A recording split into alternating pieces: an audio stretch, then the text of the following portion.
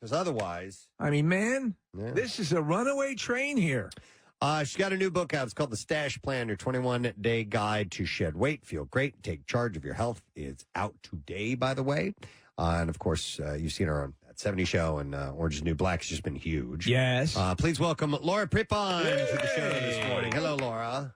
How's it going? Thanks for having me. You bet, man. Listen, what was I want to ask about the book first and foremost.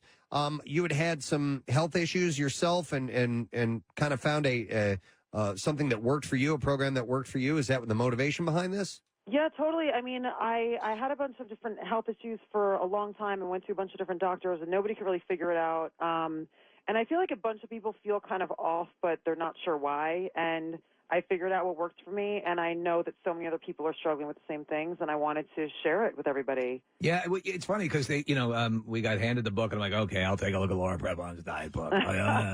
And then I started looking through it, and I'm like, oh, wait a second here, because there's a whole, there's a medical aspect to it, and there's a sort of a direct cause and effect. It's a finite program, meaning it's a 21-day guide. As of late, we've all been on the show just sort of modding our diets and just doing things to try to tweak things and get the energy back. And this actually goes right to that. So you actually have a Elizabeth Troy's her name. Is this a nutritionist that you've been working with? Yes, she calls herself an integrative health coach. And basically, I had always been really knowledgeable about the body and, kinesthetics and everything. My father was a doctor and my mother's a chef. So it's kind of like this perfect marriage between, medicine and cooking. And it's just awesome. We teach people to get back in the kitchen and really know what's going into your body. And the main thing is, it is a cookbook, but it's also a way of life book. And we teach people about what's going on inside their body. Most people don't even want to, think about it. So we try to teach it in a really fun, cool way. Yeah, no, the book does lay out and nicely. And one of the things also that a lot of people don't like to cook or can cook, but this seems to make it simple. But the idea of doing like 2 cooking days a week where you stockpile your food and then that's how you eat throughout the week, that seems to make a lot of sense, especially for a lot of people who don't have the time.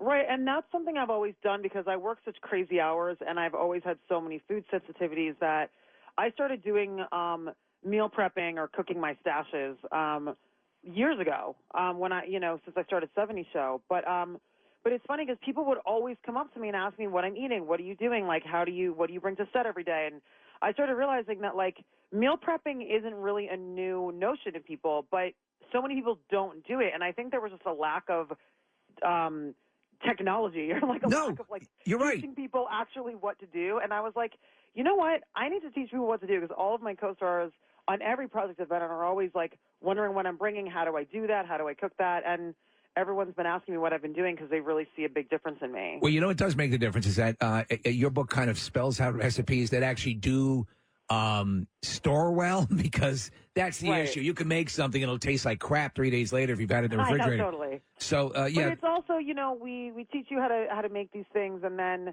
how to put them together into fun new ways. Like, I always kind of talk about it like Martha Stewart or whatever, for example, would have like a blue ribbon and like show you 6 different ways how to use the same ribbon. Right. And it's like a new thing each time. So we give people like new cool ideas of how to use these things. So it is new and exciting because people don't want to get bored of the same thing. And I feel like we lay that out. We teach you the science about what's really going on. And I always, like, whenever I talk to my friends about this stuff, they're like, Laura, how do we get you into a book? Like, how do we get it like you're hanging out with us, just chatting with us? And that's really what we strive for. Like, you're hanging out with your friends, like talking about the body. No, it's cool. Laura, what type of food sensitivities do you have? I have everything. I'm sensitive to dairy, wheat, gluten, nuts, pretty much a lot of things. There's certain nuts that are okay, but but one of the things is since I've been really doing this new kind of healing, whatever you want to call it, my food sensitivities to specific things like nuts and things have gotten better. But the gluten and the dairy is a bit of a situation. But it's all improving so much. I've had these systemic issues for years and years, so I'm kind of more of a complicated case. Yeah, but there's so many. I mean, now people are coming out of the woodwork who have, for years, had no idea what was going on and never attributed it to their dietary. We have it intake. right here. Kathy on our had show. It's allergic to nightshades. Nightshade vegetables. Totally, It's like weird. totally. Yeah. But the other thing too is like, that's a really good point, because you look at like 10 years ago or even 5 years ago, nobody had all these gluten intolerances. And now every restaurant, there's always gluten-free options. And I was in Ireland a little while ago, and everything was like for celiac disease. And I'm like, oh my God, which is gluten sensitivity.